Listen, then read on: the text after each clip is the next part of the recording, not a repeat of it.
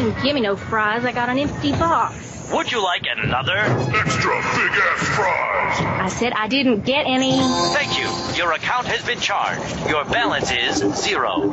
Please come back when you can afford to make a purchase. No. I'm sorry you're having Come on. My kids are starving.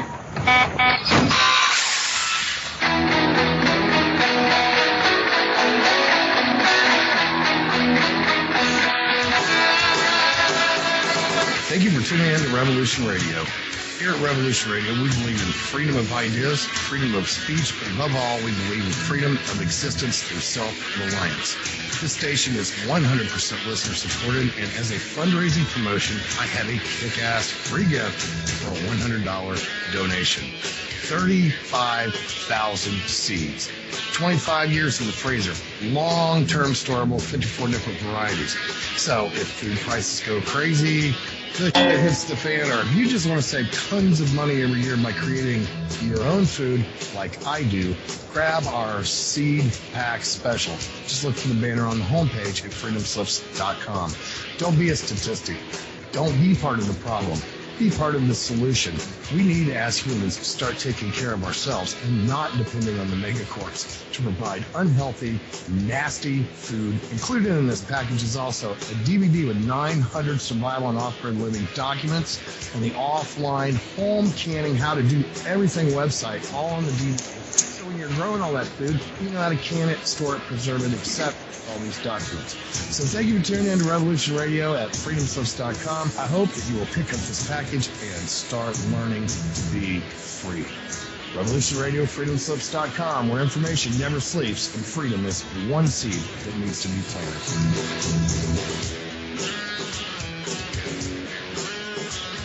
What are we doing live?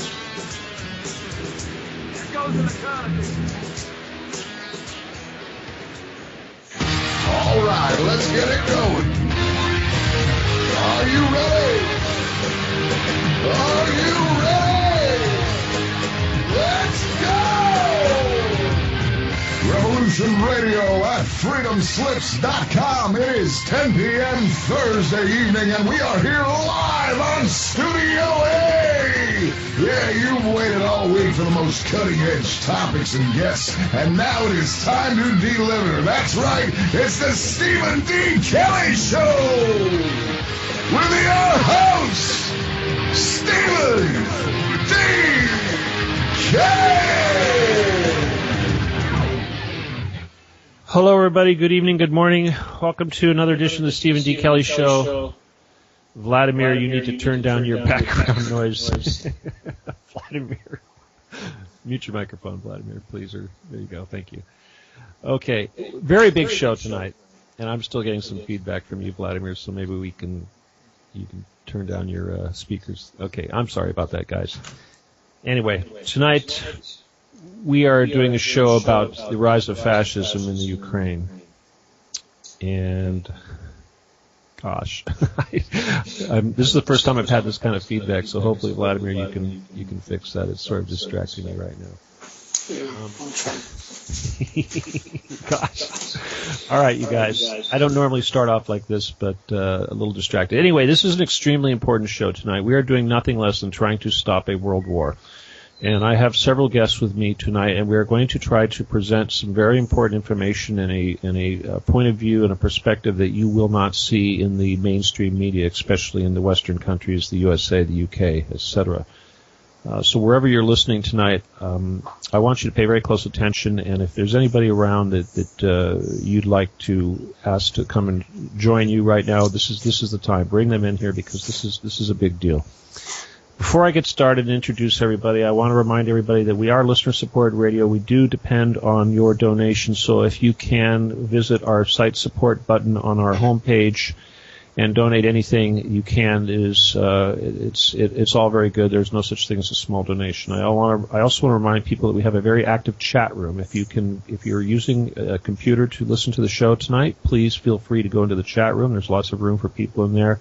Good people to meet, and it's a great way also that you can send us questions and be involved because myself and my producer Sean, we both monitor the chat room. I also want to remind people that we have a Facebook page. Please try to like our Facebook page. And I don't want to waste too much time because this is extremely important information. We will open the phone lines in the second hour, but because of the nature of the show and the nature of the types of the guests that we have tonight, I want you guys that call in. Of course, I don't want to discourage you from calling in, but I want to please advise you to keep it brief.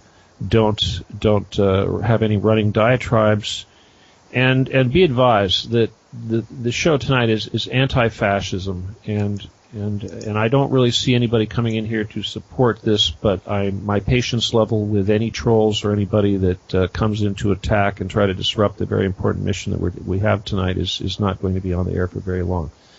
But that would be in the second hour, and the call-in number for that is area code 347-688-2902.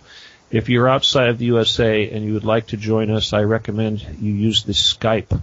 And the connection for the Skype to join us tonight is going to be Freedom Screen. One word, FREEDOMSCREEN. Freedom Screen. And if that's not possible, you could also send me a contact request at my Skype, which is Stephen D. Kelly, and we'll do whatever we can to get you in here tonight so that you could join us.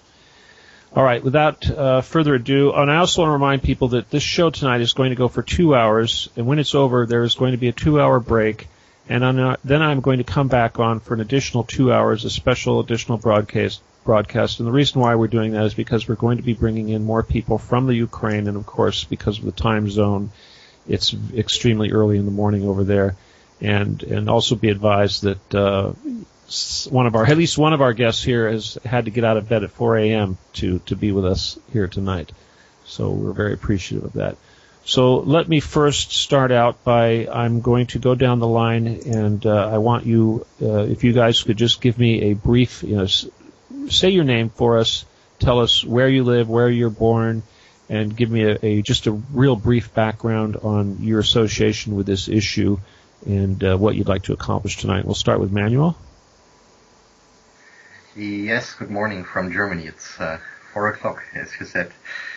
My name is Manuel Ochsenreiter. I'm a journalist from Germany. I'm editor-in-chief of a small German news magazine. We are reporting extensively about geopolitical issues, and I have been myself during the referendum on Crimea in March. I was myself for around 1 week in Crimea. Our colleagues from partner magazines have been in Kiev and other Ukrainian cities. Myself, we were in the past already reporting about the situation in Syria, where I was myself a couple of times. We were reporting about the situation in Serbia and Kosovo, as well as Lebanon, where the geopolitical hotspots are. And we are now, of course, reporting extensively also about what is happening now in Ukraine, especially in southern and eastern parts of the country. Thanks. Thank you, Manuel. Vladimir, hopefully we've got your sound working okay, but you're up. All right. My name is Vladimir Suchan. I was born in Czechoslovakia from 1985 till 1994. I was working for the Czechoslovak Ministry of Foreign Affairs, and then with my family we went to Canada. There I went back to school, and I did my master's and my doctoral studies at Carleton University. Then eventually we moved to the United States. So currently we are living in Ohio, and from 2001 till 2010 we lived in northern Maine. By education I'm also a political scientist. By heart I'm a Platonist. I also write Czech poetry, and I have been following closely the crisis in Ukraine, and trying to be something like one-man news agency for people who are interested in what is happening there. Thank you, Vladimir. We're also joined by Masha, or Maria. I kind of like Maria better, but Masha, please join us and tell us about yourself. Okay, so hello everyone, good evening, good morning, wherever you're listening. My name is Masha, and I was born in Dnipropetrovsk, Ukraine. I moved to Canada when I was 6 years old, which was 1992, and I've been here ever since. I've been back a few times, and I'm currently here to basically give a couple of, a different perspective, probably because my family's over there. In particular, hotspot, my dad's originally from Slavyansk, and I have family there, currently my cousin, and my aunt in Crimea, and then I have family in Dnipropetrovsk as well, so that's still there. And I currently go to school for political science, still a student, and you can say I'm a compulsive Facebook poster when it comes to these political issues. Very good. Excellent, Masha. Appreciate you being here. All right, you guys. The main thing we're trying to do tonight is we're trying to overcome some of the propaganda that's out there. And I'll tell you, this is not an easy task because the American public, at least the ones that I've talked to, and obviously I'm including everyone besides the American public, but they very much are following the media line and blaming Putin and Russia and suggesting that this is strictly an issue with expansionist issue because of Putin over Crimea, and I don't think people really understand the obligation that the Russian people have to be involved, especially since this is right next door to them and because this was one of their former republics, and that this is. There are so many Russian people in those areas of the south and the east of the Ukraine. One of the most important things that I want you guys to help the listeners understand tonight is the nature of the individuals and the entities and the powers involved in the junta that basically organized the coup. You know, the players, because I think, especially here in the U.S., a lot of people do not understand what fascism is, and they do not understand how apparently there's some very strong Jewish Zionist type elements that are involved over there, and a lot of people are extremely confused about how you could possibly have a Zionist fascist. It doesn't make a lot of sense to a lot of people. So this is one of the main things that we're going to try to educate people about. So, Manuel, let's start with you. Could you describe for the listeners a little bit about the players and how the EU and NATO and the United States were basically funded the destruction of that country? Could you talk to us about that? Yes, of course. I think the most important point of this conflict, by the way, as well of also other conflicts, but of this Ukrainian conflict, is that this is a geopolitical conflict. I think this is very, very important to understand. It is outspoken not about democracy. It's outspoken not about human rights. It's outspoken not about all these so-called Western liberal values, which we hear now in the Western mainstream media, in the propaganda. It's about pure geopolitical power, and it's a conflict it's a huge conflict we witness right now between the former old Eastern player, and which is coming back with Russia, and the West, which is somehow stopped in its expansion to the West. So when we track back the time a little bit and we look who was engaged in Kiev, in Ukraine, I can say now as a German, because we are reporting and researching extensively about those issues. We see a lot of German NGOs as well as foundations, party foundation of the big established parties. I think it's for the people who are researching and who are going into the issue, it's very well known, but maybe for the US American audience, not so much, that, for example, the political party of Vladimir Klitschko, who is playing now an important role, former as a oppositional politician and now as one of the representatives of the new Kiev group, which is governing there, that his party is so, well, we have to say a type of artificial product of a German political party, of the German CDU, the Christian Democratic Union. It's the party which is governing in Germany with the Chancellor Angela Merkel. So the political foundation of that party the Konrad Adenauer Stiftung was pushing and founding the party of Vladimir Klitschko. And we find those artificial products, those products everywhere in the new Kiev government. So in my opinion, we can say what is governing right now there is maybe a sort of proxy.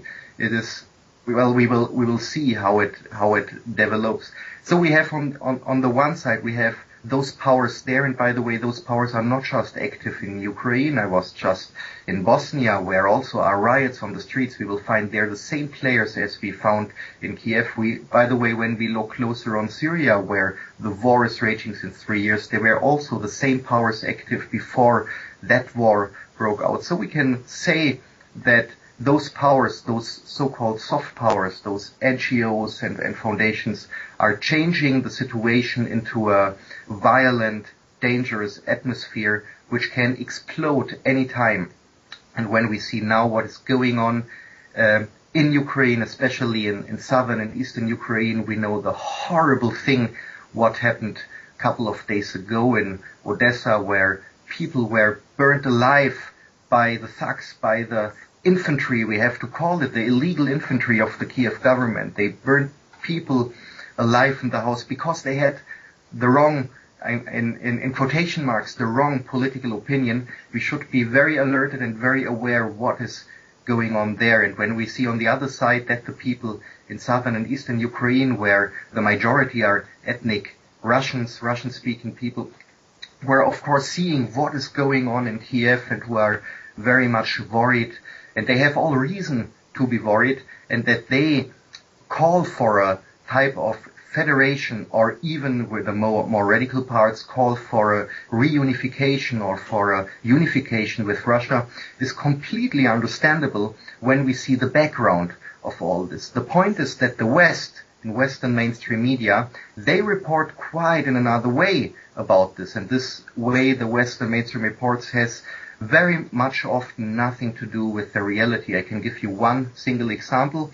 When I came to Crimea, I expected to see there, or I didn't expect it, but if I look on the German and Western TV news of the mainstream news, I expected to see there a Russian military invasion. I'm pretty much sure that the US-American audience was seeing in the TV news, they saw tanks rolling over the Ukrainian border. I think Fox News was bringing that, as well as in Germany the news were bringing a Russian invasion on Crimea. But when you were on Crimea, you didn't see any invasion. And all the journalists, of course, it was not just me who didn't see that invasion, all the journalists didn't see that invasion. What we saw was a population extremely worried by what is going on in Kiev and extremely happy about the upcoming reunification with Russia. So the facts, the hard facts on the ground were contradicting the news coverage. And of course this happens in many other fields as well, but this is as one particular example how wrong we are informed by our mainstream media. Thank you, Manuel. I appreciate that. I want to give everybody an opportunity here. Vladimir, can you go ahead and respond to the same question, please?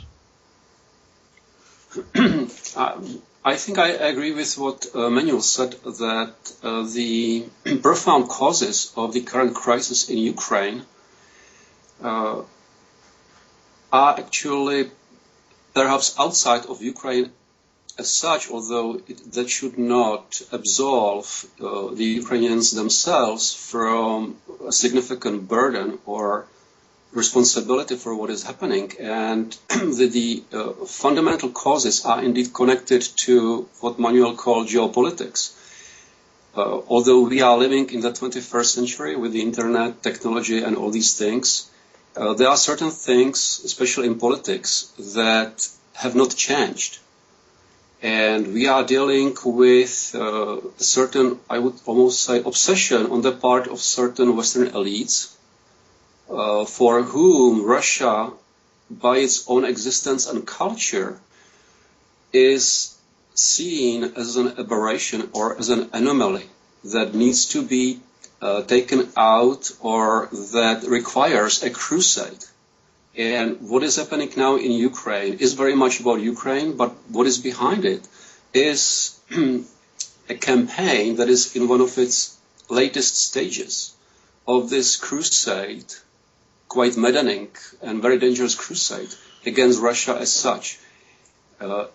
In addition to this geopolitical dimension, what is going on is that we are also, I think, at a very late stage in what can be called the evolution of the system of capitalism under which we are living.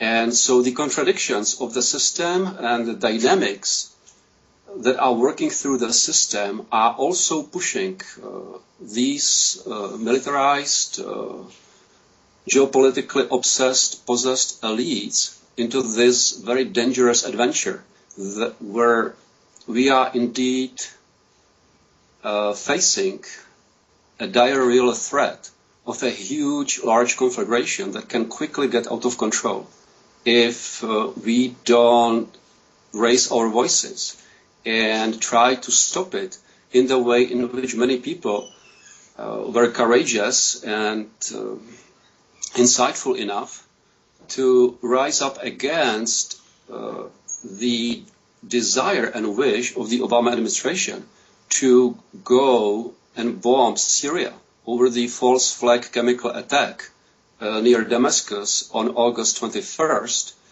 and thereby turning U.S. armed forces essentially into Al-Qaeda's air force. That's true. You know, I do appreciate you guys bringing up the issues with Syria, because that was an issue that was very close to home here at this network and in my show. Precisely, we did have a show about Syria that we believe actually was very instrumental in stopping the United States from getting involved on the ground over there. And that's exactly what we're trying to do tonight with the situation in the Ukraine. But you're right, from a political standpoint, what they're doing in the Ukraine is the exact same thing that they did in Syria, exact same thing they did in Libya, et cetera, et cetera. So this is a classic CIA operation. And with that, I want to bring Masha in. Masha, you know, having family over there and everything, and having been born there, I'm sure you have a very close perspective. Could you tell us anything about? I mean, in your own words, what would you like to add to what Manuel and Vladimir has said so far? Well, I would just like to add that, well, considering what they said was quite, it was playing very well. The junta currently in Kyiv is definitely not in charge, and you can tell that, like, if the states were to, if America, like the U.S. government and everything, were to tell them to stop their campaign, for example, and what they're doing in East Ukraine, they would easily do it. I think that in a way they're, they have the campaign in order to, crush what's going on there. But it's also, I think, with Ukraine, it's more of a punishment for Russia in terms of what they did in Syria last year and how Russia pretty much stopped and vetoed their bombing campaign and exactly what they were trying to do in Libya with the no-fly zone, etc. So that's pretty much what I have to add. Yeah, I agree. I want to bring up something else. I mean, obviously there's a lot of things we want to discuss, and I want you guys' opinion, but people need to also understand it's not just a geopolitical thing, it's obviously economic, and a lot of the natural gas and petroleum products that are coming out of Russia, pipelines are going through the Ukraine and servicing all of Europe. So clearly, this was meant to punish Russia, of course, for its involvement in Serbia, or not Serbia, but Syria, and also it's meant to try to bankrupt them, to try to force Europe into boycotting their natural gas products so that they could be sold gas from Iraq and what have you that's been piped into Tel Aviv. And of course, in the United States here, they've found massive deposits of natural gas, and they, of course, are fracking the entire world and collecting this natural gas. And the United States would like to be a large exporter of natural gas to Europe, and possibly Russia is a competitor that they need to get rid of. So there's many issues involved here. Do you guys can you guys respond on that issue before we go too deep in other directions? Manuel, you want to talk about that? Okay, Manuel. First of all, the European perspective and the fact that the Europeans are getting so much energy from Russia, clearly that's a big issue. But at the same time, I want your perspective from the corporations. There are so many corporations now that are doing business, German corporations, Siemens, companies like that are doing business in Russia. And I don't see them going along with the EU or with Merkel or any of this. So will Germany, do you think, rebel against this NATO operation? And talk to us about the oil and the economic aspects. This is the last part of your question was a type of wishful thinking of a rebellion. But seriously, of course the economic part of all this is a very important role of any geopolitics. So this plays an important role, and when we look very closely, we have to say that within the European Union there is one state which is the economic and the economic spine of this European entity, which is, by the way, again, an entity which doesn't exist on behalf of the European citizens. It exists on behalf of European corporate. It exists on behalf of the interests of the U.S. administration, but it's not a thing which exists on the interests of the people. So when we look on this entity, we see that Germany is the economically most powerful entity. Germany is needed. The German economy is the engine of all this. If the German engine doesn't march very well, the EU entity is in big danger. Germany is the most important economy of the European Union. The most important energy partner of Germany right now is Russia. Many people didn't know that before the crisis, by the way, but indeed it's Russia. Russia is exporting a lot of gas to Germany, by the way, since a long time, even since again, people don't know that West Germany was importing gas from the Soviet Union before, and in any crisis they never stopped delivering gas. So when people say today, yes, it's a little bit a sort of panic they do right now in the anti-Russian propaganda in Germany. They say the Russians might stop delivering gas, we need other partners, but they never did. Even the Soviet Union never did. In any crisis, they never stopped exporting to us. So the experience is a good one. But anyway, so we have Germany as the most important partner, and we have the German industry as very important partners of the Russian industry. And of course, the industry is doing a type of silent rebellion against the politics. And the German government knows very well that anti-Russian sanctions, which are right now very much desired by the U.S. administration, by Washington, but that anti-Russian sanctions automatically will be anti-German sanctions. This is an automatic thing. It will be a boomerang for us. So this knows also the German government, and they know that if they do this, if they are now only obedient towards the West, they would punish their own industry, and the industry would punish, of course, again, the politics. But what we have now is that, for example, the head of Siemens was visiting Moscow recently, a couple of weeks ago, and the German state media, the German mainstream state media, was doing a sort of public interrogation of this person. So you don't have to be a pro-capitalist or a pro-industry guy, that you have simply to see what they were doing. They were trying to manslaughter him in a live interview. And of course he was defending himself, and he was very good. But we see that the propaganda, the mainstream news coverage is extremely adopting that extremist Western situation, even if it is genuine anti-German, to say it again like this. And by the way, they were doing this not just with Russia. We have the same thing when it comes to the German relations to other countries like Iran, for example. So we have there all of a sudden the same players. We have journalists who are working for state media and for big mainstream media, who think they become sort of state attorneys and judges at the same way. and they start accusing then those people going on with business on trade with those countries like Iran. So Germany is playing this important role. The media is taking side for the extremist Western side. The politics is very careful. Angela Merkel somehow knows that she cannot simply be obedient without damaging their own industry, and because, of course, this means automatically also damaging the European Union.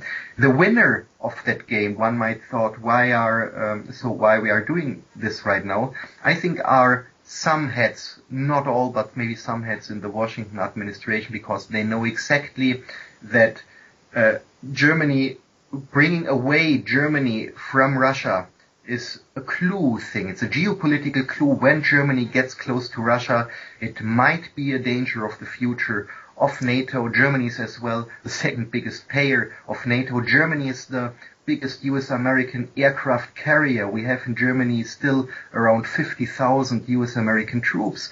Almost nobody knows that there are, since the 1940s, are so much troops. When the Russians were going away in the early 90s, after the German reunification, the American state here, they were modernizing the military bases and the military airports. So it's a crucial thing that Germany is like a dog obedient towards the US, and I think this propaganda for sanctions, for economic sanctions, has also to do with keeping Germany close to the US and keeping Germany away from Russia. Okay, very good. I appreciate that. I want to start bringing the subject into the topic of fascism, specifically the definition and the history and your understanding. And Vladimir, I'm going to direct that to you, but first I want to bother Manuel a little bit, because he told me last night that obviously you're anti-fascist, and yet the powers that be would love to brand you as a neo-Nazi. Is that true? Yes, there were always the attempts in the past. Of course, it is somehow ironic on the one side, but on the other side, it's very logical to brand somebody as a neo-Nazi. By the way, this is what the propaganda right now, the Western propaganda, tries to do as well with the Russians, particular Vladimir Putin, to put him into a tradition with Hitler and the Nazi Party. But this is a general thing, and this is what I think in Germany is a very powerful weapon, this bat in the hand, to mark somebody as a neo-Nazi as soon you don't like his opinion. Of course, because in my particular case, it has to do with the fact that I'm a very sovereignist journalist, so we are writing articles against a German membership in NATO. It is strongly against the European Union, as it looks now, not against the sort of European community, of course, but against the European Union. And of course, all those issues, and to take a particular anti-NATO statement brings you into the fields when you are considered by the mainstream as a Nazi, as a Bolshevik, as insane, as a lunatic. So you are outside of this so-called mainstream field which is accepted. And it's somehow very funny that especially those, and I think it's the same in US as in any Western country, that those who are doing the propaganda for the so-called open society, they say the open society is the most important thing in the West, but what they don't say is the open society just accepts people who are thinking like them. It's like freedom of speech, or those who speak as we wish. So it's a little bit a double speech thing.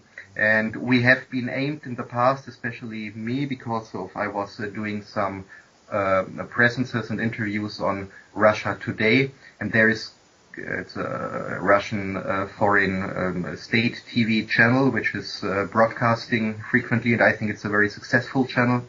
So especially liberal media houses in the United States as well as in Europe were aiming the Russian media, especially since a couple of months, since this geopolitical conflict becomes more and more hot, and to aim that channel, they are aiming different people who were appearing there, and I was one of them. But to be honest, I am until now it's not so much impressing that it would silence us. Okay. Well, you're quite a troublemaker. Anyway, I want to move on to Vladimir and then Masha. Vladimir, you're quite an expert on fascism, and I'd like you to talk about that a little bit and try to educate the people about the nature of this and how it is resurrected today, and especially with respect to the Ukraine, if you could. Well, it's a huge, big topic, and so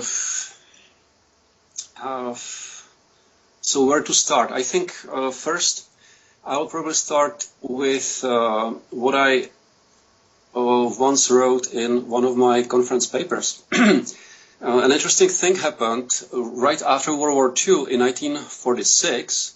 George Orwell, yes, a world-famous writer, authored an essay, Politics and the English Language. So barely 1 year after the end of World War II. And in that essay, very authoritative, influential essay, he already said that as far as he's concerned, fascism doesn't really mean anything. That it's a meaningless word that is being abused, used as an invective against anyone with whom we disagree or whom we don't like, that it has no meaning except for signifying something undesirable, and therefore that being so abstract and so hollow and so meaningless, it probably should not be part of any intelligent, good writing about politics. And this was written supposedly from the position of the new post-war left, right after World War II. And indeed, what seemed to happen to me, as much as I'm looking at it, was that the essence, the political essence of fascism has been almost abandoned or left to the side.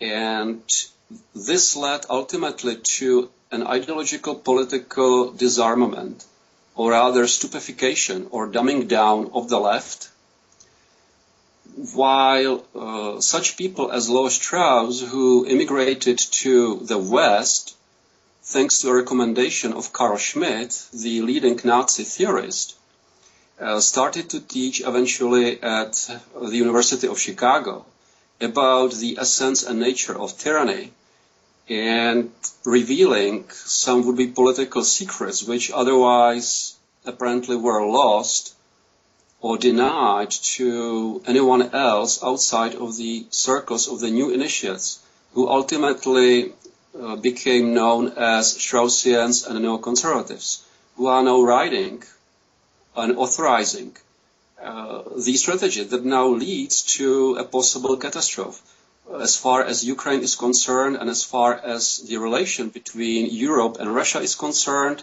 and NATO versus Russia and the United States versus Russia.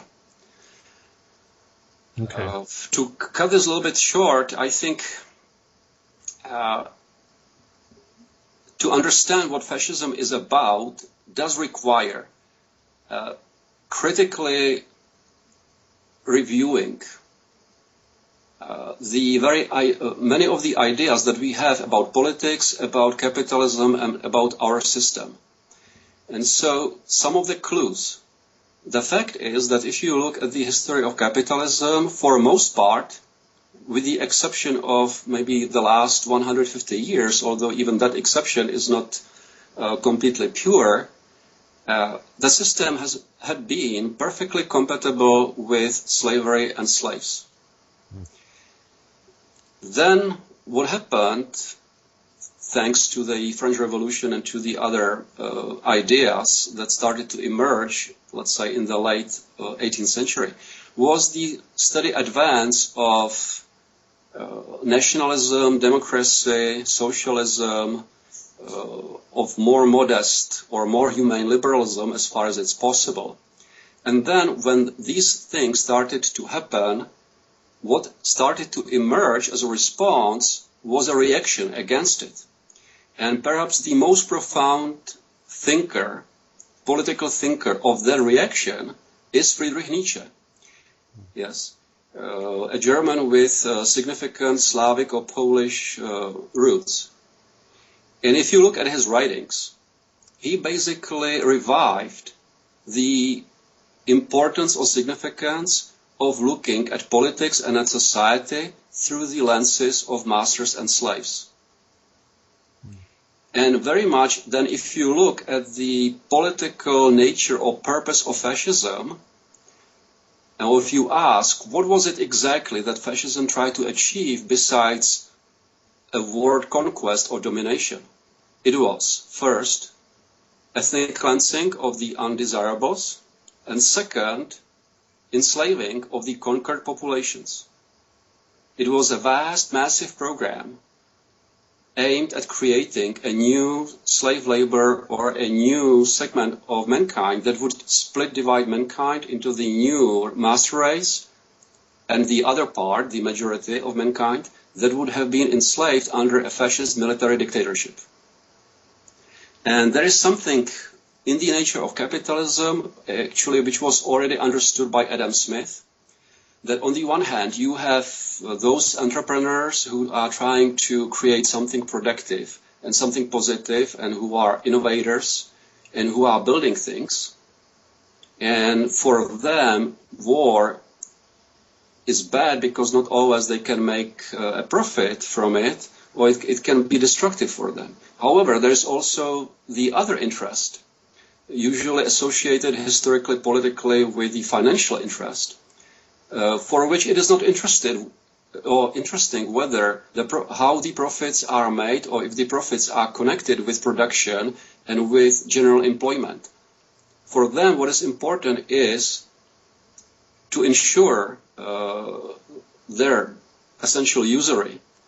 And ultimately, when the system of usury and debts is unsustainable, this financial interest feels compelled to resort to dictate, to political dictatorship based on force, intimidation, terror, violence, and using brute force. And so the fact is that capitalism has never been just one simple thing. It has always had this dual feature, this dual nature, which already actually can be well documented if we go back to either Thomas Hobbes or Machiavelli. And so right now what we have is that what we call capitalism has been undergoing, at least for the last 40 years, this phase which many people started calling financialization of capitalism, which means that this interest, financial interest that is looking at the world through the idea of perpetuating debt, which means bondage, or certain new financial serfdom, started seeing as its natural ally and support groups that are militant, that would like to go on conquest and use terror and intimidation in order to recreate or bring back to society some form of serfdom. And so ethnic cleansing very much and racism and all the other things go along with this. And speaking of this, it just occurred to me that if you look at the management or mismanagement of Ukraine, Ukraine has been probably the most dysfunctional East European country after the dissolution of the Soviet Union.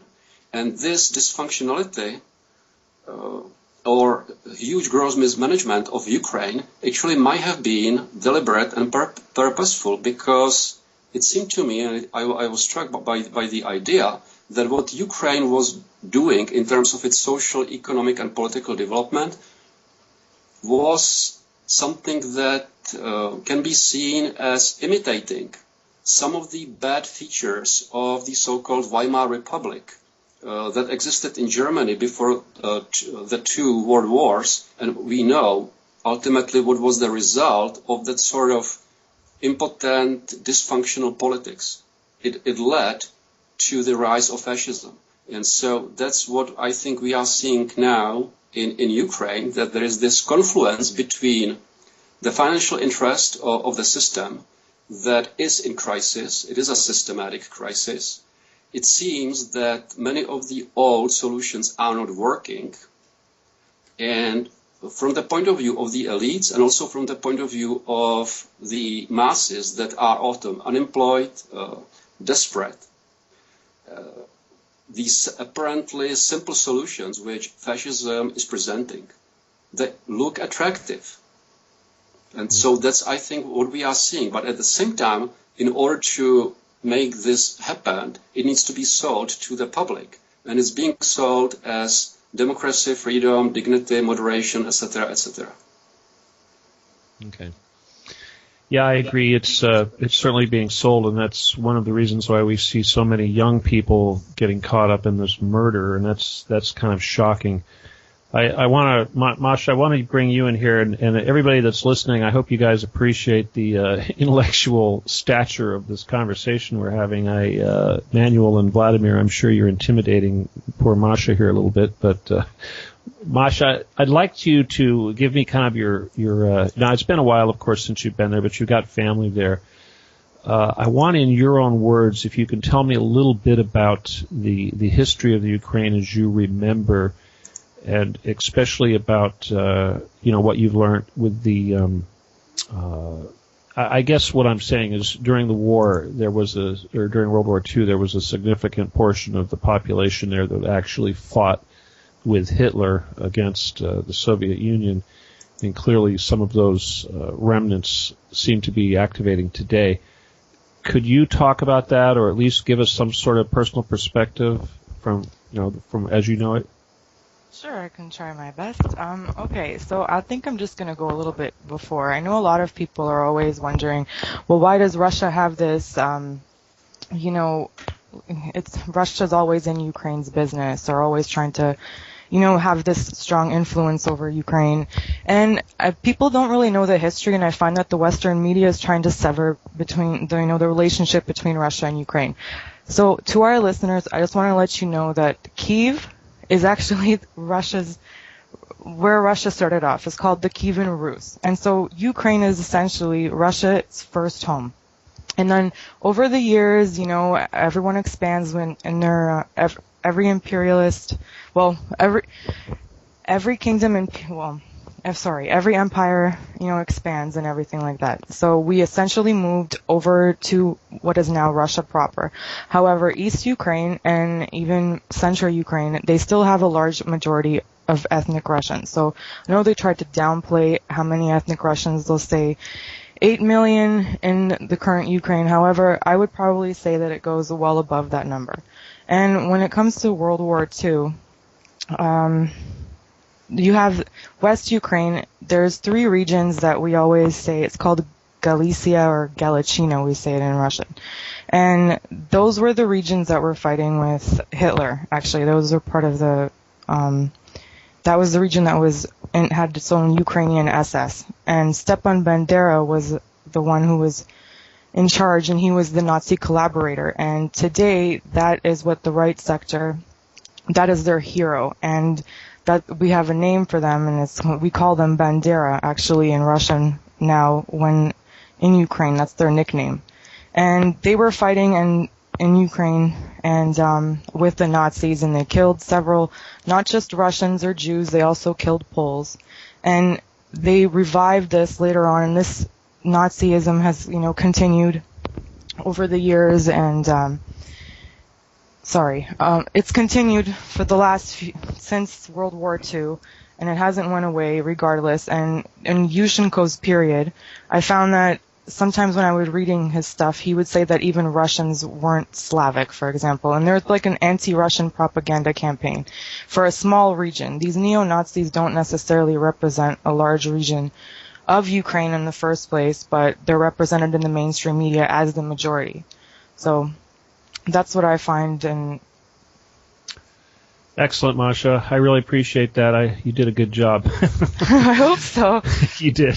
All right, listen, you guys. We've only got a few minutes before the first break comes on, and then we're going to start taking callers selectively. Of course, we had one caller already, area code 617, but I'm going to have to ask them to call back because this is too important right now to interrupt you guys.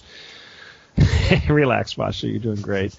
You're in some heavy company here, but.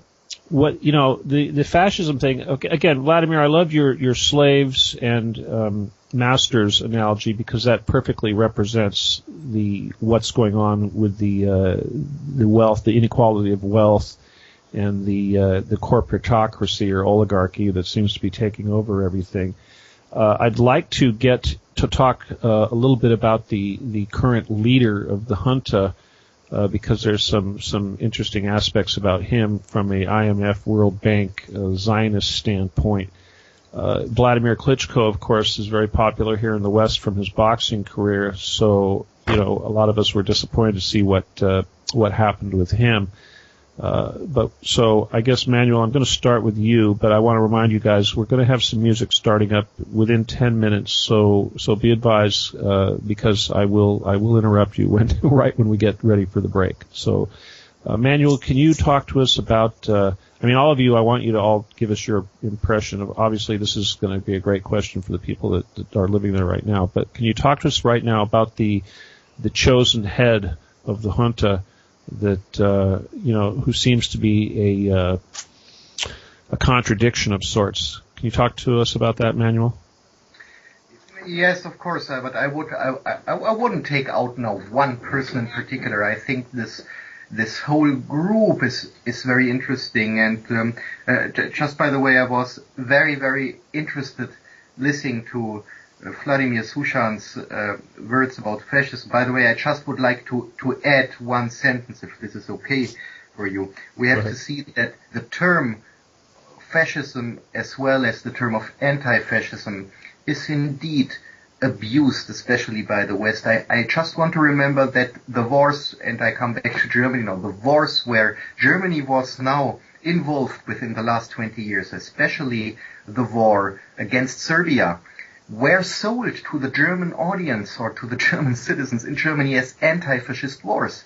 It was done by those, they were telling this is now an anti-fascist mission. When it comes to Syria, we Germans are told that this is an anti-fascist war against the Syrian government. So this anti-fascist term is abused in those conflicts by the side. I think this makes it very, very hard to debate, and because it's for many people more like a bat in the hand instead of a real scientific word. So I'm very thankful to Vladimir Sushan that he went down to the theoretical ground of the term.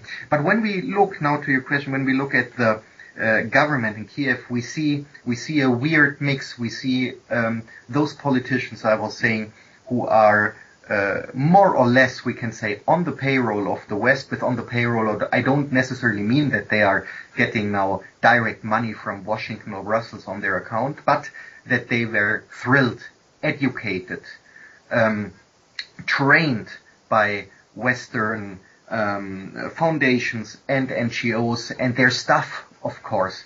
We see the comeback of oligarchs.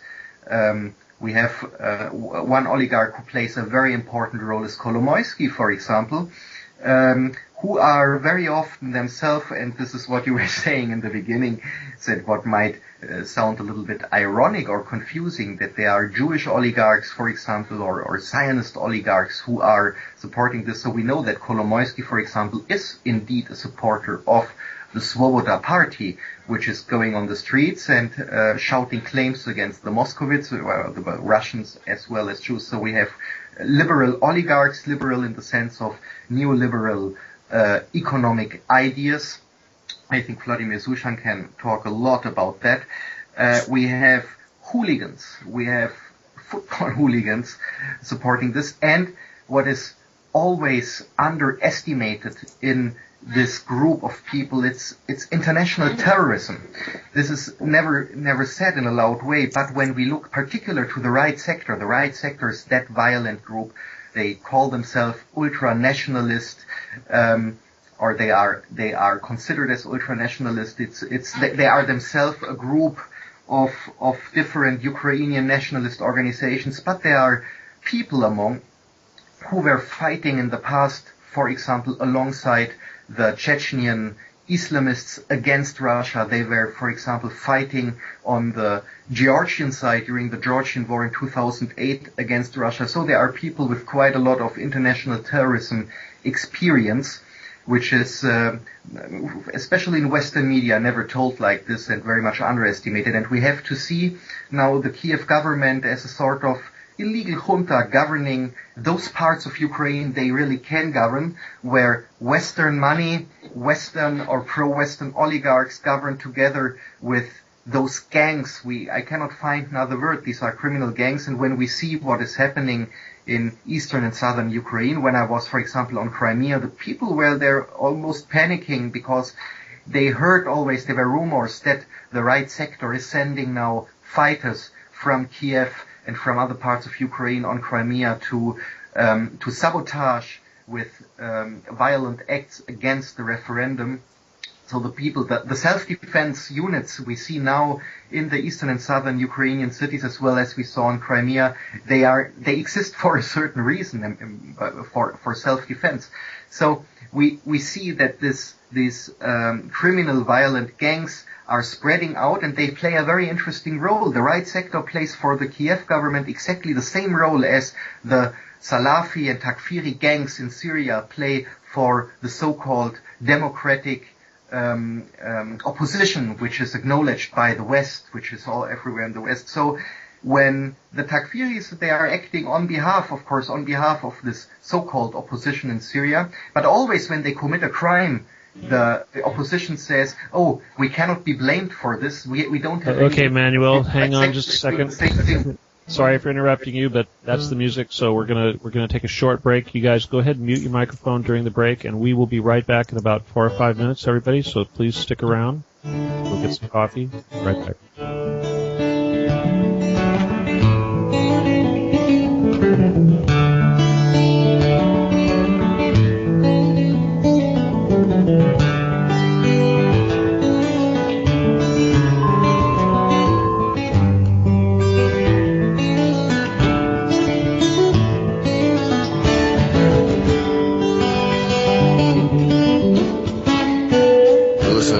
Radio at freedomslips.com, and we'll be right back after this message.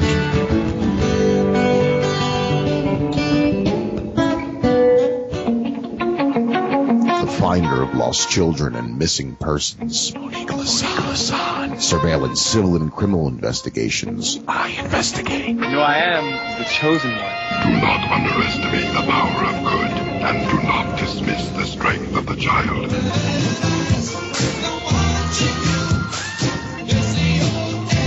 Yes, every Wednesday evening on Revolution Radio, come join our very own Eye Investigatrix, Monique Lassan, with her Private Eye X-Files.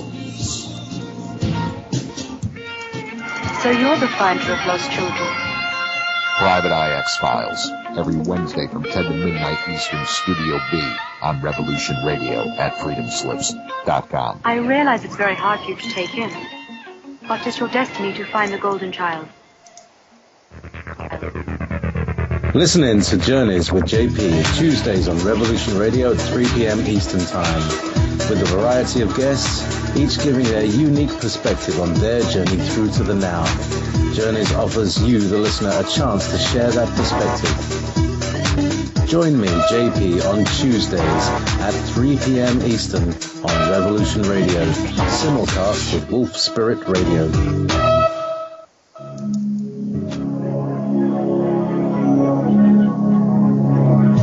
Ladies and gentlemen, can I please have your attention? I've just been handed an urgent news story, and I need all of you to stop what you're doing and listen. Hey folks, Captain Nighthawk here. Do you have a favorite host? Well, imagine QL having all the broadcast shows from 2013 to listen to anytime you want. Awesome deal, huh? Anyway, so stop by freedomslips.com and order the entire 2013 library of your favorite host for just $30. Not only do you help with the station funding to keep us on the air, you also help the host because they get half of the net on every order. Also, we have Revolution Radio's all-time favorite shows all on one disc. The details are really broad, so you'll have to visit the website and go look at the details yourself. It's, again, www.freedomslips.com/season2013.htm. And get your favorites. First come, first serve, 7 to 21 days for delivery. Thank you. This is Revolution Radio, freedomslips.com, where information never sleeps, including me. Later. We've got to stop them! They're going to kill us all! This is the people's war. It is our war. We are the fighters. Fight it then. Fight it with all that is in us. And may God defend the right. Warning! Warning! We've got to stop them! They're going to kill us all! See how the trouble you've started? Be they the government, be they industry, be they organized labor, be they anyone, or human beings. Time when the operation of the machine becomes so odious, makes you so sick at heart that you can't take part. You can't even passively take part. And you've got to put your bodies upon the gears and upon the wheels, upon the levers, upon all the apparatus, and you've got to make it stop. And you've got to indicate to the people who run it, to the people who own it, that unless you're free, the machine will be prevented from working at all. Revolution Radio at freedomslips.com, the #1 listener-supported talk radio station, throwing ourselves upon the gears of the machine. Revolution Radio, where information never sleeps. You called down the thunder, well now you've got it. Right, you tell them I'm coming, and hell's coming with me, you hear? Hell's coming with me! Revolution Radio.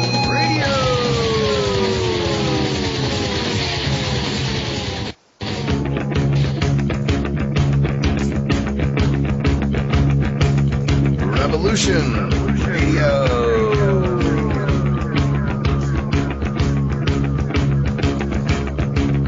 You're listening to Revolution Radio, freedomslips.com, 100% listener-supported radio, and now we return you to your host.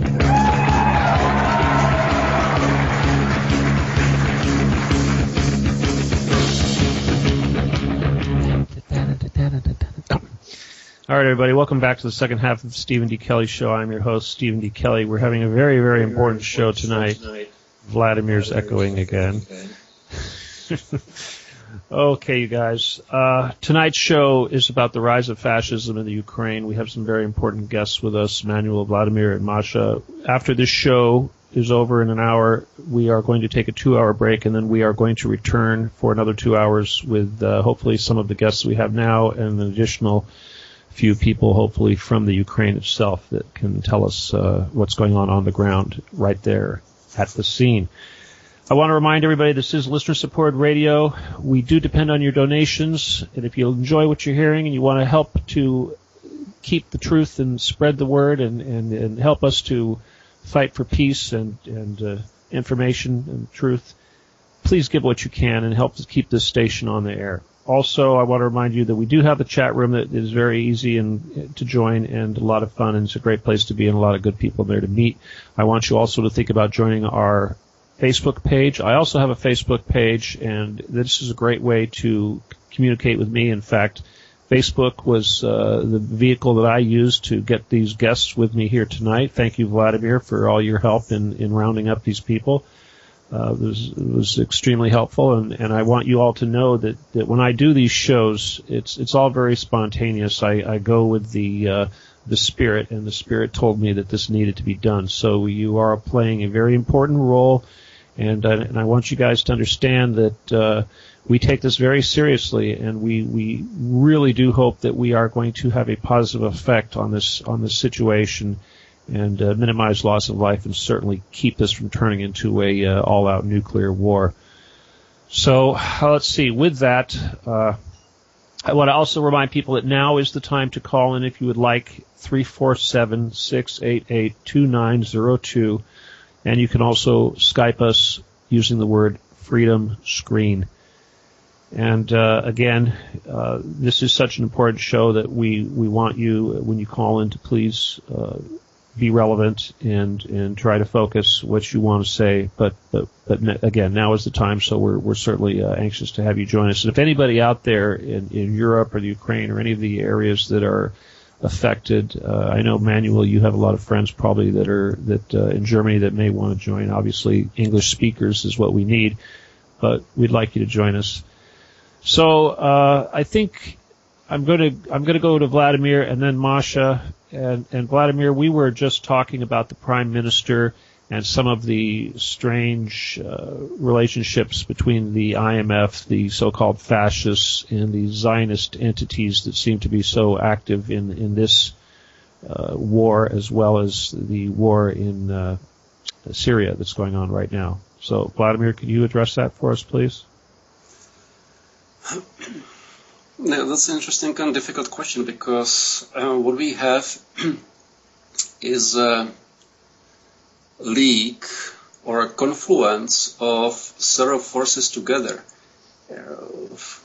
Neoliberalism, or what is called neoliberalism, is coming to its maturity and making friends and allies with bandits and thugs, or people who are willing to shed blood and to kill just either for the heck of it, or if they are just told to do it, or if they are paid to do it. And in between those thugs, or these lumpen masses or mobs, and the neoliberal architects who started to emerge together with the so-called financialization of capitalism, sounds almost like the final stage of capitalism in the 70s, we have the intervening or mediating level representing by various oligarchs, bankers, so-called intellectuals, so-called journalists, cultural elites, etc.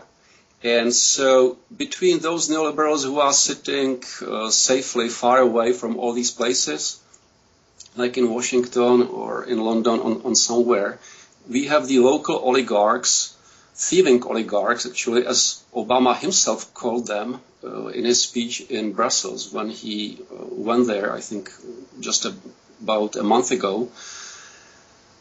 And the media then is, what this is creating is a new alliance of sorts that at first sight doesn't seem to make much sense, that we have highly educated people who might have gone to Harvard, Yale, to other great colleges and universities, who are showing up constantly on CNN, Fox News, etc. Then we have local kleptocrats and oligarchs, very unsavory characters who got rich by squeezing rents out of gas being provided by Russia to Europe, or by plundering resources of their countries. And then for them, in order to do all this, they do depend on various local mafias, and now in Ukraine on paramilitaries.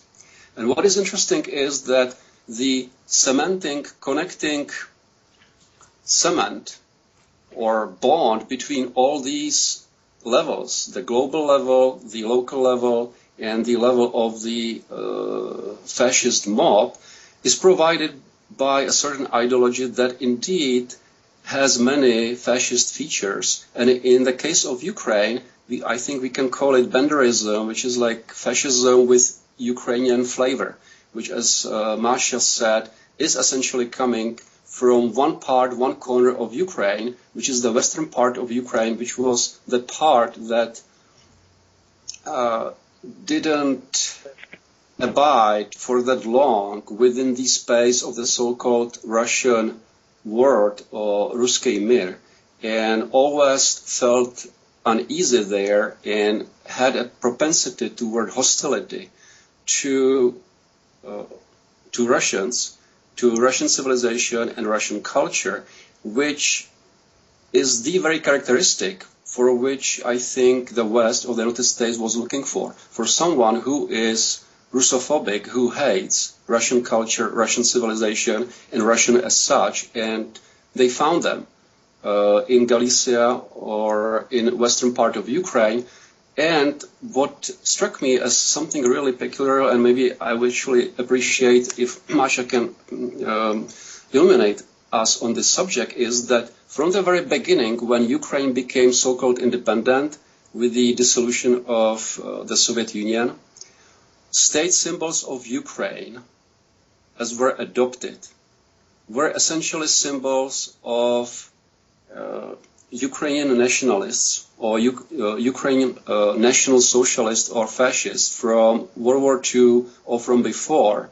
The colors, the trident, and all the other things, which I found quite stunning and amazing, given the fact that when the Soviet Union fell, all the elites essentially were previous communist elites.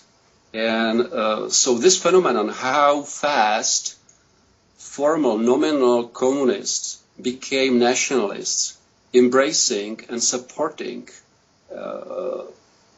Banderas-type fascism, is something that I think is calling for explanation and for some additional discussion.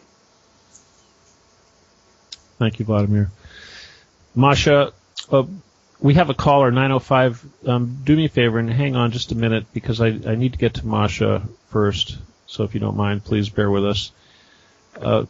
Masha, Sasha had something that he wanted you to illuminate for us a little bit, but at the same time, you also have a personal connection that you are going to share with us. Oh, well, I didn't know if you wanted me to do that right away, but no problem. Well, I just wanted to actually put this on a human level, basically. Let me go back to the fascism. I wanted to ask everyone if you can just imagine if all of a sudden you look outside and you see about 1,000 or 2,000 guys, 2,000 men or young men walking and marching and just saying like "Hail Hitler" down the street. And that's what I find that a lot of people aren't even looking at the human, at the human side, is how would you feel if that was happening? You walk out and then these people are threatening you. So if any Canadians are listening, for example, if you're actually following what's going on in Ukraine, you can see that the East wants to secede. And there's a reason why, is because they want to ban the Russian language, and that was the first straw for them. That's why Crimea left. And if Canadians will understand, say for example, if Ottawa were to attack Quebec the way that the junta is attacking East and South Ukraine, the way they are, what kind of outrage the Western media would have. And instead, all you see is the downplaying of, whitewashing of these neo-Nazis. And I find that kind of despicable. Well, I found that despicable, first off, in the mainstream media. And people don't put themselves on that personal level, as I mentioned earlier. And the personal stories that we have are actually quite bad. I'm not sure if any of you followed the news the other day of a young woman being shot on her balcony in Slavyansk. Unfortunately, that was my aunt's friend's daughter. And something like that, if you can just imagine, you're just, you talk to your friend, how are you doing? Are you guys okay? No, my daughter was shot on the balcony.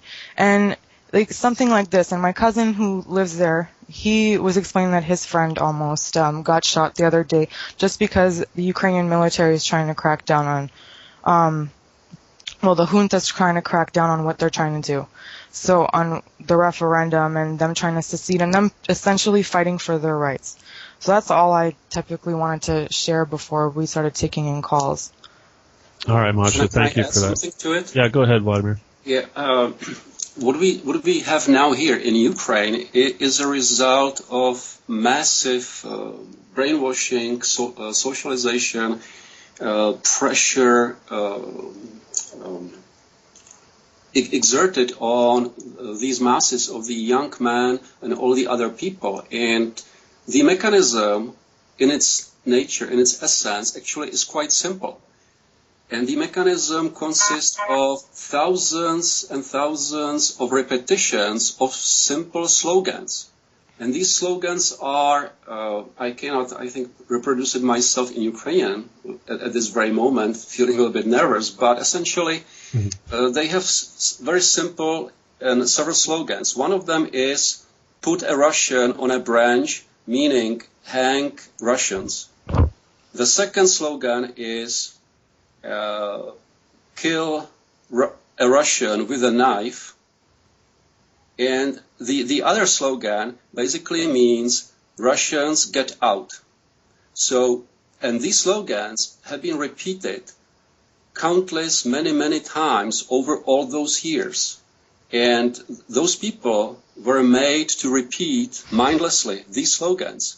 And after a while, these people, I think, do become something like zombies and programmed. And ultimately, how many times can you say a simple sentence that actually means go and kill the other person before actually then you go and do it? And so the level of radicalization is very high. It has been pumped into society over all these years very intensively and deliberately. And now we have this zombified mass and mob guided by handlers or sponsors from behind the scenes, or maybe not so much any longer behind the scenes. And so it's not just about the Russian language.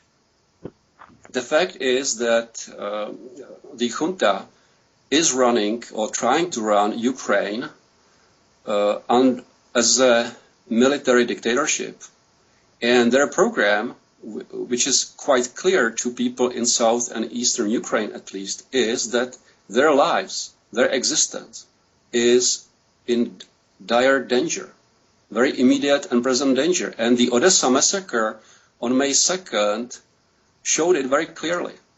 And so, although it showed it very clearly, then what we saw is that all the media and spokespersons in the White House, etc., are trying to make it look as almost innocent or inconspicuous or banal as possible, speaking of the banality of evil. So either the victims killed themselves, or it was a Russian provocation, or no big deal, let's move on. And we are in a moment right now where people justifiably are afraid that that was just the beginning and that we might expect another massacre like this, as long as there is no effective, significant resistance that would put a stop to it.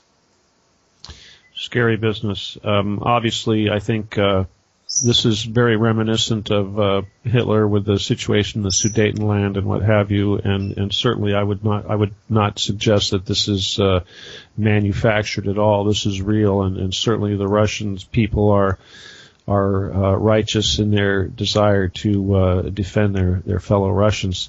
Okay, I'm going to go ahead and bring in our caller, area 905. What is your name and where are you calling from? Hi, my name is Doug. I'm calling in from Newmarket, Ontario. Hi, Doug. Would you like to ask a question? Not so much. I was going to just add to the conversation if I could. All right. If you could qualify your statements, do you have any background, any kind of connection, any family or anything in the Ukraine? What's your connection to this issue? Sure. I visited in December. I have a few friends over in different cities throughout Ukraine and in Moscow as well. So when I went to December, the day before my flight, they were talking about possibly closing the airport. So I thought I wasn't going to be able to get in. But when I talked to a lot of my friends online, they were saying, no, it's not so bad. It's just certain areas and it's not so bad. So I went ahead with it, and it was my first time there. My Russian is very weak, to say the least. So I ended up visiting with a friend in Kharkov for a few days. Took a train deeper into Kirovograd, and I didn't run into any problems whatsoever. People were nice. I kind of look the part, even though I'm English and I'm Canadian. I look like I belong, so a lot of people may have looked at me as one of them. And now my biggest concern is for my friends over there, the people that I visited, and the stories I'm hearing from them and that type of thing. So So I find that I'm getting quite emotional as time goes on, and it gets worse as far as just the level of anger that builds up within us when we see what's going on there. And I'm not even from there, so I can imagine how Nasha feels, for example, with family there. It's horrible. Yeah, well, I appreciate your input, and you're right. It is a very emotional subject, and I don't think you have to be from the Ukraine to understand the gravity and the intensity of what's going on. So thank you for your comments. If anybody else would like to call in and join us again, the phone is 347-688-2902. Manuel, is there anything that's come into your mind here in the last few minutes that you'd like to add? No, I mean, when we look on that conflict, I think what is a very, very important point, and we were already talking about the parallels to other conflicts, especially like Syria. I think this conflict now in Ukraine is for the West a very dangerous conflict. And when I mean a very dangerous conflict for the West, I don't mean it's very dangerous for economy, it's very dangerous for the political elite. I mean, it can really become a very dangerous conflict for anybody in the West, for the people living in Europe as well as for the people living in North America. I cannot imagine that, for example, the citizens of the United States are so happy with the fact that the U.S. right now tries at least to increase the military presence in Europe and is heading towards an aggressive conflict. And I think it's a very important thing for any citizen. If you're a journalist, I think then it's more important than as well if you are working in another issue, to choose very well on which side you are in that conflict, because there is not such a side and this side. I think there's a good side and a bad side, and the good side is that side where you prevent the war and where you are not pushing for a war, where you are not doing warmongering. I think this is an important point for all those debates which are taking place now. Okay, thank you, Manuel. We just had another caller join us. I want to bring in here and introduce area code 609. What is your name? Where are you calling from? Vincent, I'm calling from southern New Jersey. Yeah, hi, Vincent. Go ahead. Okay. Well, I joined the program half an hour late because I had an important phone call, but as soon as I hooked on, I was impressed by Vladimir with his obvious accent and his eloquent English. It's amazing to have somebody to be able to communicate at that level. As soon as he said Nietzsche, I thought, wow, they vilified Nietzsche and they said, Nietzsche, he was a reason that Hitler, started his whole regime and, was, and they made Nietzsche something that he wasn't, and it was the mainstream media thing. And we can blame mainstream media, and by the way, Masha, thank you too. We can blame mainstream media, but we know that that's all corporate controlled. I think the real blame goes to people who turn the television or the radio on and they listen to this mainstream media stuff. I'm all over the internet looking for more information, and what I see is how this whole thing was manipulated by, the United States, NATO, the IMF. I mean, it's always the same culprits, Israel. You don't know who has their hand where, and I'm not saying that I know what we can do about that, because you have a dumb global population listening to dumb, media moguls that are out there. These people that get on television and they look pretty, and they're all wearing like the blue tie, and the pastel shirts, and the women are made up to be gorgeous, and what I see going on there, look, I just saw that thing at the Union Building, what they did there, and I saw a guy pointing a gun. I know, and I don't watch television, and I don't listen to mainstream radio, but I know that guy pointing a gun at that building and firing shots was not on the mainstream media.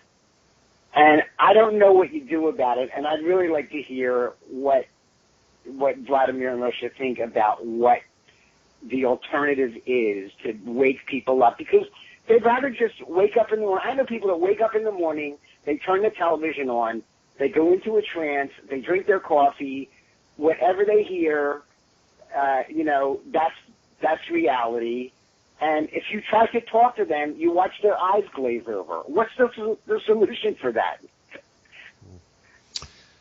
All right, you guys, I want you to respond if you have anything positive, but I do agree, Vincent, this is a really tough battle that we're up against because the media has done such a good job of programming people and dumbing us down. So, I'm hoping to hell that this doesn't just go over everybody's head because clearly the issues here are very complex. Well, let me just make this comment. But we got to hurry, Vincent, because we got to be fair. Go ahead, finish.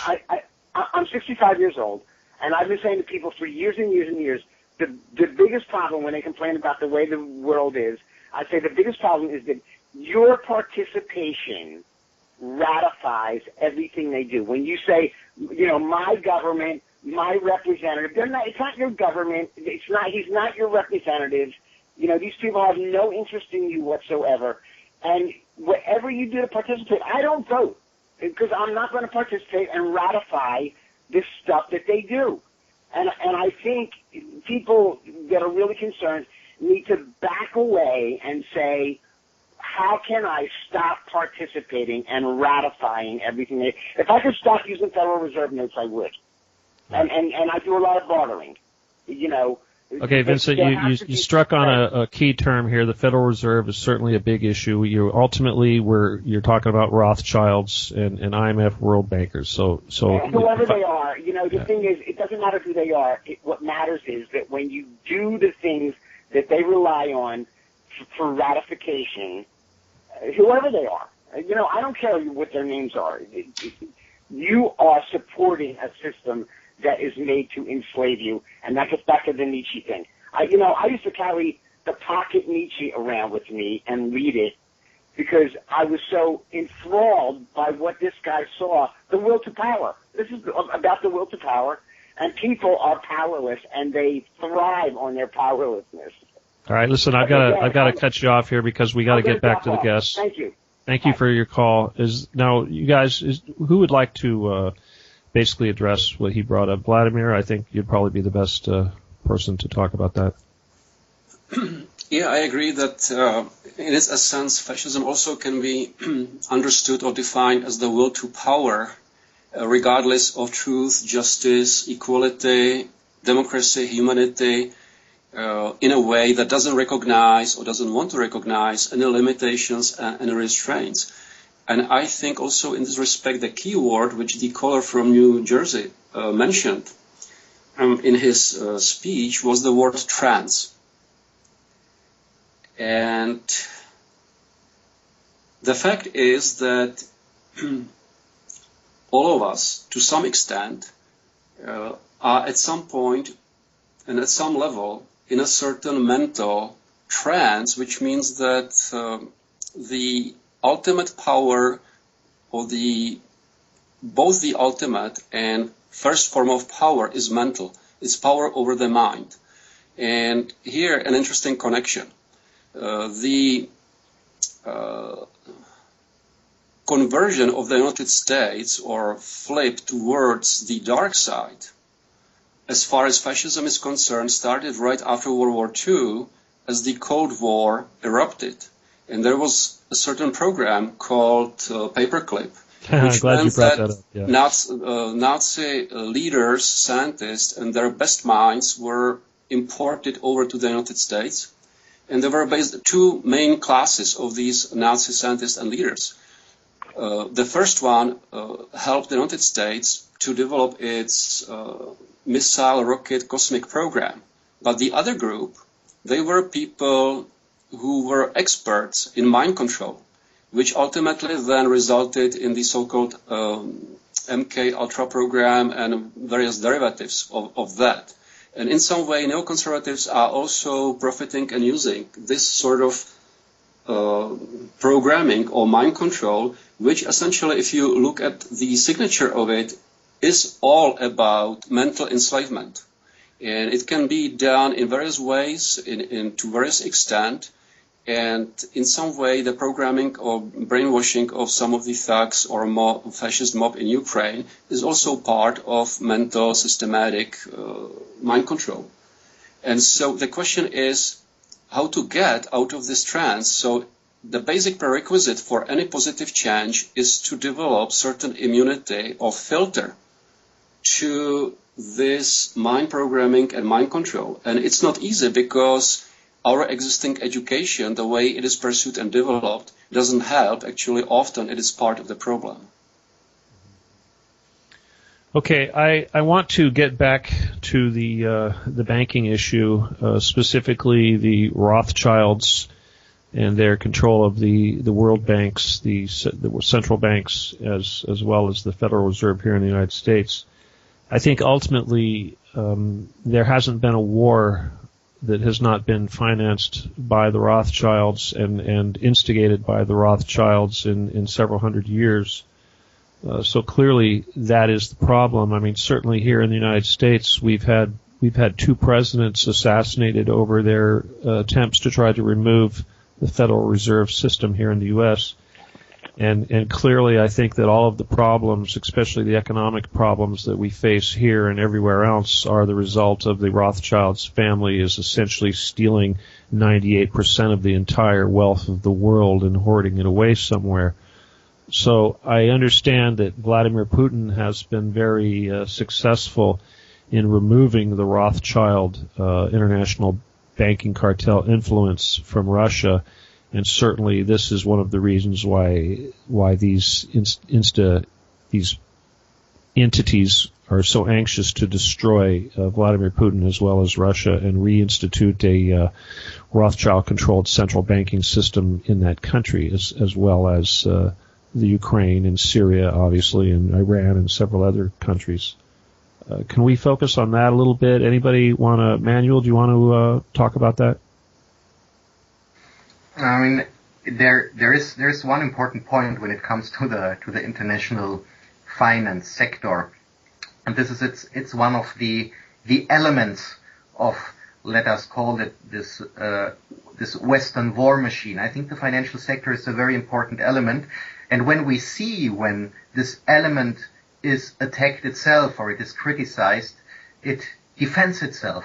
We had this, I want just to give one example that you see how these things functioning. We used to have in Germany so-called Monday demonstrations, Montagsdemonstrationen. Now, since several weeks, these are demonstrations for peace. Maybe a little bit like our show here. So people come together to protest against the warmongering coming from the West against Russia and talking for peace. These are very different people. You can say these are citoyens, normal. They are coming conservatives together with left-wingers. It's a mix. These people are simply concerned.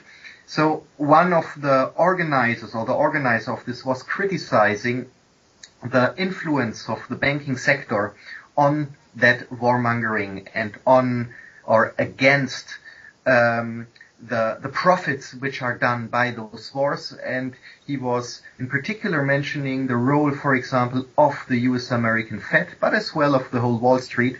So within hours, this person was attacked, and now we are again at these issues like fascism and anti-fascism. He was accused to be an anti-Semite because the argumentation line of the German mainstream media until today is criticizing the financial sector or criticizing Wall Street is automatically anti-Jewish ressentiment, anti-Jewish cliché, and has to be attacked. So this person was defamed, if we want to say it like that, as a fascist, and the banking sector was imposing itself with his armies of journalists as an anti-fascist force. So we can say that who attacks the financial sector, from what perspective ever he tries to do that, will face an enemy which is really able to destroy you in any social way, in the way of your job,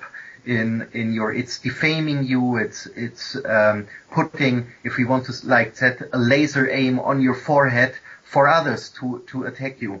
So I think this is an important detail of what we are talking about, that there is a powerful player in this game, which is most probably not really a game, but there is a powerful player in that game which is prepared to defend himself, maybe to death. We don't know how far that would go, but when we see the investments in wars, the investments in the arms industry, the investments in conflicts, we have to say, then we can say, yes, this sector is for profit, it's going to the death of others.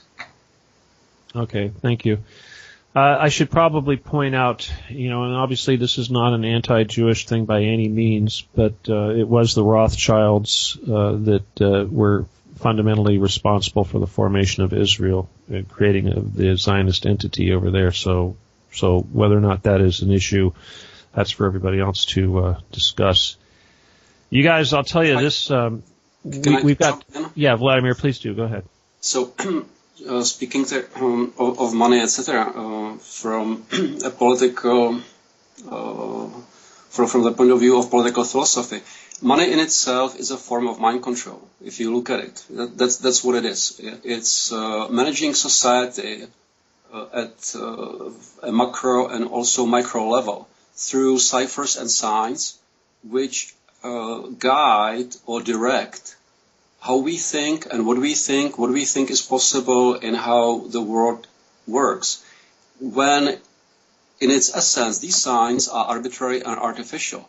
But generally, the system is run in such a way so that we would not see the artificiality and the arbitrariness of the system as such. Then the financial interest comes in this way. The financial interest essentially is a machine that produces indebtedness and debt. When the debt is being called, or when the debt becomes oppressive and huge, we need to ask what happens then. The debt, or its repayment, or repayment over and over, needs to be enforced. And how the debt or the financial interest then is enforced and made valid by the power of the state. And what does it mean to enforce it? It means to use force, violence, or war. And that's ultimately, if the financial interest is the one that is leading and dominating. Inevitably, there is this tendency on the part of the financial interest to generate war as a way of enforcing a will to power that is essentially artificial and arbitrary and that does not produce any tangible goods in itself. It is essentially a form to tax others and to create indebtedness, and without force or the power of the state, this will would not be able to be exercised. So that's also why one way of how to look at fascism is that the essence of fascism actually is war. Fascism is about war as long as fascism can afford it, as long as there is no resistance and if fascism can get away with it. So once you get fascism, fascism produces war, it wills war, it wants war. That's also why Yatsenyuk himself defined just a while ago, right after the Odessa massacre, his government as a war government, and he declared that as far as he's concerned, or the junta is concerned, they are at war. They are already at war with Russia. And of course with a backing and support and prodding from NATO and from the US. So fascism actually means war, it wants war, and ultimately some people want war for its own sake, for others, that's the will to power. And that's what fascism does and what fascism serves. I want to make a couple points here real quick, at least from my perspective. A few things. This is almost like the island where somebody will come with a male and a female goat and put them on the island, and then they'll come back 10 years later and the island will be filled with goats, and they'll harvest all the goats and they'll leave just 2, and the process will start over. That's kind of where we're at right now. Here in this country, and I'm sure a lot of the world leaders in the other countries have done the same, but here over in this country, we have built a massive bunkers, a network of underground bunkers for the elite and the ultra-wealthy here in this country. And this system was of bunkers is definitely something that was talked about in the protocols of the Learned Elders of Zion. They mention that in one of the chapters. They call them the Metropolitans. But to me, it almost seems like these world leaders that are acting so suicidal and trying to bring us into a nuclear war situation, it's clear that they would only be doing this because they feel that they are going to survive and that they could ride this out, and that their function is to basically kill off a large percentage of the world's population. I believe it's something like 6.5 billion people that they would like to exterminate. So, you have to understand that ultimately, if you look at their motives for trying to cause such a ridiculous, horrendous catastrophe, it's because they feel secure in the knowledge that they will survive and that they will live like kings. There's that master-slave situation. Obviously, the slaves outnumber the masters now in such a way that they could never have full control. So they'd like to reduce the world's population down to something like 500 million so that the elite could have a much easier control situation. Let's see, Manuel is back. Vladimir, you just fell off for a little bit. Masha? Okay, good. I'm speaking of the demographic side of the things. There is one stunning, nasty fact about the post-communist transformation of Ukraine. What happened in Ukraine is unprecedented. Ukraine became independent with some 54 million people. 23 years later, Ukraine went from 54 million people down below 45 million people in 23 years, which is, if I'm not mistaken, something like 20% of the population. I understand that some people might have moved out, but still the demographic decay or loss is absolutely unprecedented and stunning. Ukraine lost in 23 years of its supposed peace more people than it lost in World War II. In World War II, Ukraine lost 7 million people, yes, in about 4 years, that's true, but it was a massive warfare. But now, in 23 years, they lost around 10 million people in terms of its population, and right now, Ukraine has entered a very turbulent period of an evident civil war with massacres like the one that happened in Odessa on the horizon. Hey, Vladimir, just for the sake of historical accuracy, during the Bolshevik period, I believe that quite a few people were exterminated in the Ukraine under, I believe it was Stalin. Could you guys talk about that briefly?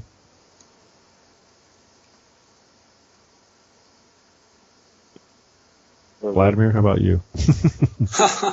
You want to touch that one? That's something. There's a study that actually says that there is a whole propagandist literature developed around the starvation in Ukraine, which was supposedly done deliberately by Stalin to against Ukraine. The fact is that Stalin himself was from Georgia. He was not an ethnic Russian, and it seems that actually the numbers of people who were killed and terrorized under Stalin has been many times overblown in the West. There were casualties that were significant, but as far as I can tell, the number in no way are in the magnitude which is normally being reproduced and recycled here in the West. And in Galicia, in western Ukraine, they didn't suffer the fall in the harvest or in the crops as the peasant population did in eastern Ukraine, where actually they were these farmers depending on agriculture. That's at least as far as I understand it. And till Ukraine gained independence, Ukraine's population was increasing by 300,000 people every year for the last 10 years of the existence of the so-called Ukraine Socialist Republic. And then, under the duress and stress of privatization, liberalization, post-communist mistransformation, Ukraine started heavily losing its population. And there is no other country, as far as I know, in Eastern Europe which suffered such a huge loss of population when supposedly enjoying freedom, free market economy, etc. Okay. I want to ask you real quick if you could tell us, in your opinion, what the actual number of people that may have been starved or killed in that way over there in the Ukraine under Stalin. Do you have a number? I don't have it on my fingers, and I would refer this question to Mario, to Masha. Masha, can you answer that question? You still with us, Masha? Yeah, sorry. Well, they range. Some people claim that it's 8 million, and honestly, there's a lot of there's a lot of sources that say that it's a hoax. It's technically not there because there's no evidence for it. So, I'm on the fence about whether it's true or not. Well, let me just say this. Obviously, propaganda or otherwise, so many people, especially here in the West, are focused on this 6 million Jews died in the Holocaust, and then you just told us that 7 million Ukrainians died just as a result of combat. So clearly, 5 million out of these 7 million were civilians. Okay, yeah, it always seems that way. But we could agree now, Masha. I guess I'm going to defer to you, but whether or not obviously this perspective that it was a hoax, that the Bolsheviks did not do this, certainly that's a debatable point, and that's nothing that I want to get involved in tonight. But I guess the point I'm trying to make here is that the Ukraine has lost as a result of World War II and the result of the what happened under Stalin, possibly a very significant amount of people, far exceeding that number that is used so often to talk about the suffering of the Jews. So clearly, I think they're not getting the airtime. The Ukraine. I mean, if we could all agree that 7 million people died in World War II, mostly civilians in the during over there in Ukraine, that in itself, I think, is a far greater Holocaust than we're constantly being reminded that Hitler allegedly did. Do you want Masha? You continue with that, can you please? Oh, Manuel wants to say something. Go ahead, Manuel. Yes, thank you. I mean, we should be generally very, very much careful when we look for justifications in the past. And I know that, for example, in Western media, they are now saying, yes, there was this so-called Holodomor, this starvation of the Ukrainians, and this is why they hate the Russians. So this is the general media line. So we have to understand they hate Russians because Stalin did do this and that. I think this is a much too easy thinking, and to justify things happening right now with stuff which happened or which is told what happened in the past, that doesn't work out. I will give you one example. In Germany, we have a culture of remembering the Holocaust and World War II and the casualties of World War II. This culture of remembering became in the mainstream and in the mainstream politics more and more symbolized. It's empty. I can tell you why. Those politicians, exactly those politicians who knee down at monuments and who are delivering speeches how much they remember the horrible things which happened in the past, exactly those politicians don't have one single tear for those people who burned to death in Odessa.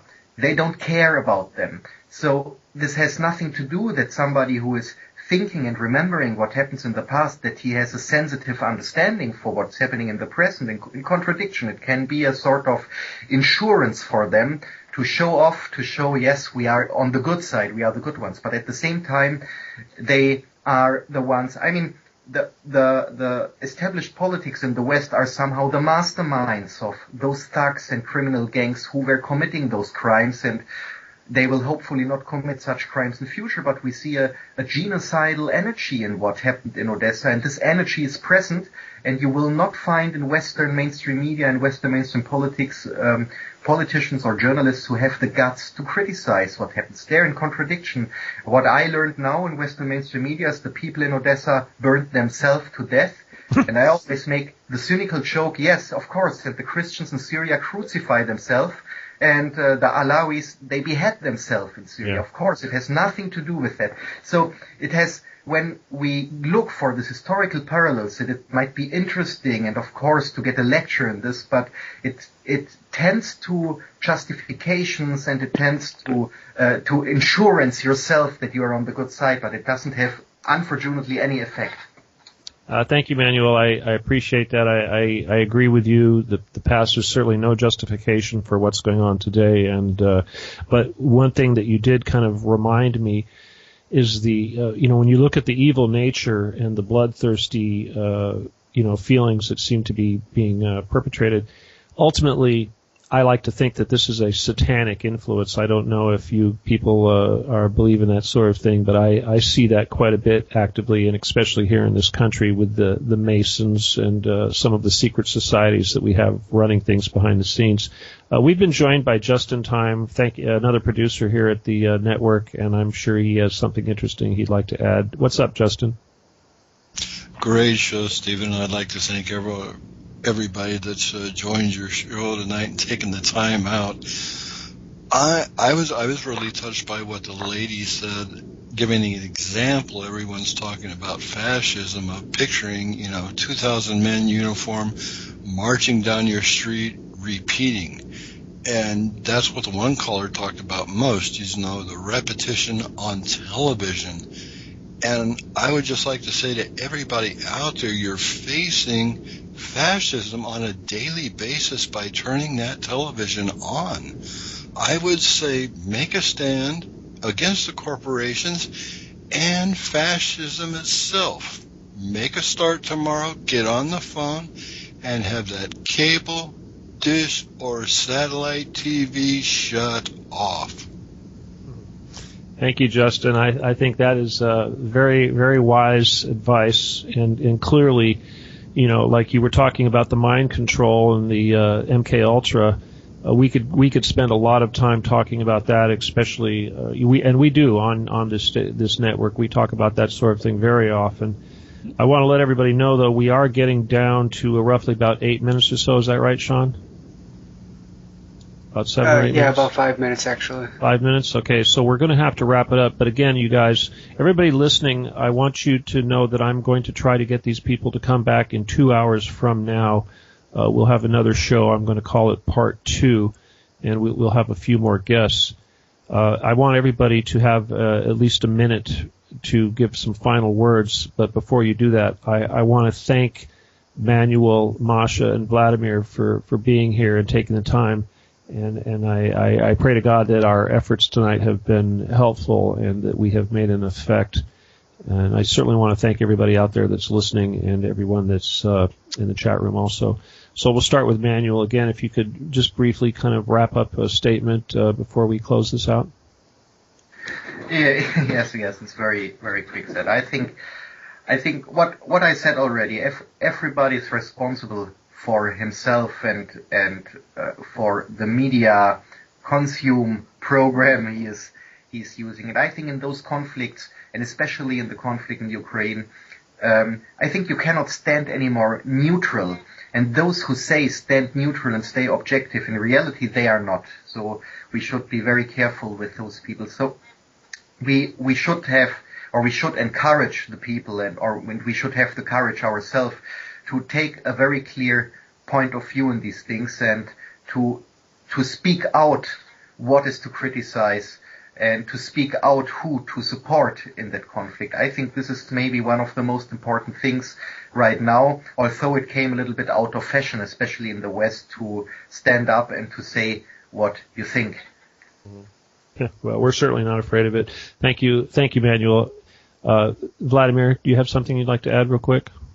Tomorrow, Russia and other people are celebrating May 9th as Victory Day.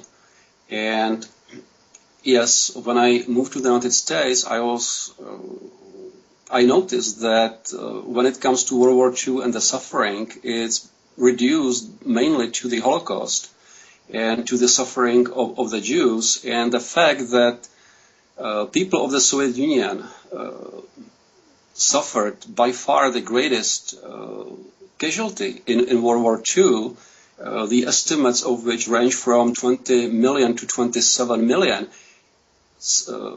seems to be an almost unknown and strange fact that doesn't show up on the radar or on the minds of the Americans. So the amount of destruction and suffering which the collective mind of the Russians and former Soviet people have on their minds is something that I think is completely escaping awareness or notion of what people were led to think or assume about World War II.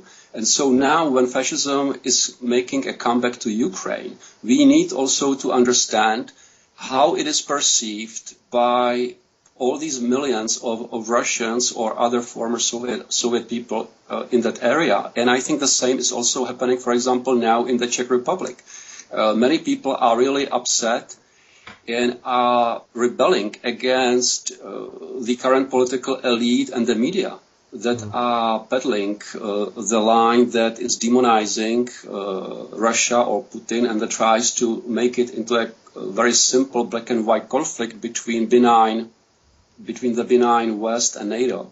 And Vladimir, we're almost done. I want to give Masha a few seconds to say something before we cut off. Again, you guys, I want you to try to come back in 2 hours, so hopefully you'll be able to do that. Masha, final parting words for everybody? Come on, Masha, unmute the microphone. Oh, sorry. I just wanted to add that to what Manuel said, and it's like the Western media always gives us one side, which is typically, a lot of news channels do the same thing. However, I always find that in the West, everyone seems to listen to just CNN or like MSN or. Well, that's it, Masha. I'm afraid that's it. Okay, I hope you guys will join me in 2 more hours. I want to thank you very much, my guests. You were excellent, and I think we're going to probably have another show, and I'm going to want to bring you back in very soon, and hopefully you will want to do that for me. Thank you, everybody that's listening to the show. Thank you to everybody in the chat, and we will have the show on YouTube. And again, thank you so much, and please try to join us in 2 more hours. Thank you very much. God bless. Good night. Thank you.